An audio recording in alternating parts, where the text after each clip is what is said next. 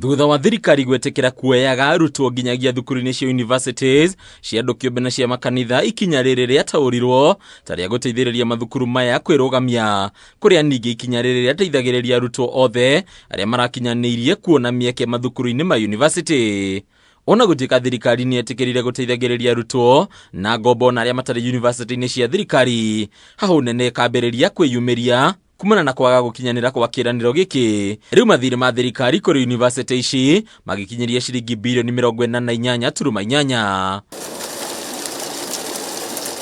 Makiaria mbere ya kamĩtĩ ya mbunge ĩgiĩ gĩthomo, arũgamĩrĩri mathukuru maya rungu rwa ngwatanĩro ya university cia ANDU KIUMBE ya KAPU matarĩria atĩ harĩ ciringi birioni 63 iria magĩrĩire nĩ kũrĩhwo, no ciringi birioni 14.1 irĩkĩtie kũrĩhwo, rĩu arutwo magĩthoma na gũtiga mathukuru maya na nditi ya mathirĩ.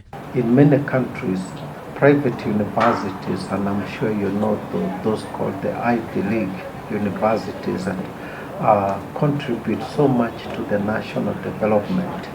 They are private and they get more funding than even the public universities in those countries. So University irikuĩte Buritatha ni hamwe na University ya Mount Kenya ĩrĩa ĩtarĩhĩtwo thirĩ wa ciringi birioni 12.9, Kabarak University kĩa kũrĩhwo thirĩ wa ciringi birioni 3.8, Catholic University ciringi birioni 4.3, gũkũ nayo thukuru ya Kenya Methodist University ĩkĩa kũrĩhwo ciringi birioni 3.8. We stand at the cusp of empowering Kenyan higher education to be a hub for people to come from across Africa to study here in Kenya. So if we view university education as an opportunity for attracting international students, attracting students from across Africa, let us support the development of private education in Kenya. Nayo University ya Zitek ĩgĩikarĩrio thirĩ wa ciringi birioni 3.2, Presbyterian University ciringi birioni 2.8, University ya Baraton birioni 2.3, huko nayo University ya St. Paul's ĩgĩikarĩrio ciringi birioni 2.1. The government pays money to public universities for at least 3 purposes. The first one, there is infrastructure development. The second one is for salaries of staff in public universities. And the third one is for student tuition. So what is paid to private universities is only the student tuition, and it doesn't cover infrastructure development, it doesn't cover salaries and other commitments.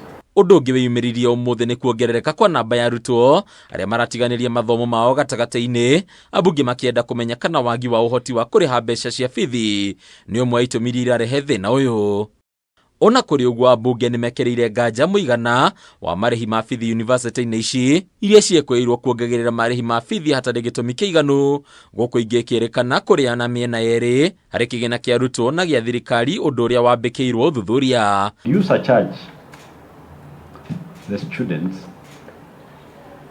the tuition which has not been remitted because now you refuse to answer it. I'm going to give a case that this is Mount Kenya University, nothing.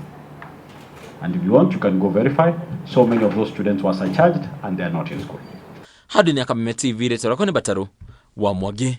That was addressed to the very Reverend Professor Father Stephen Mbugwa.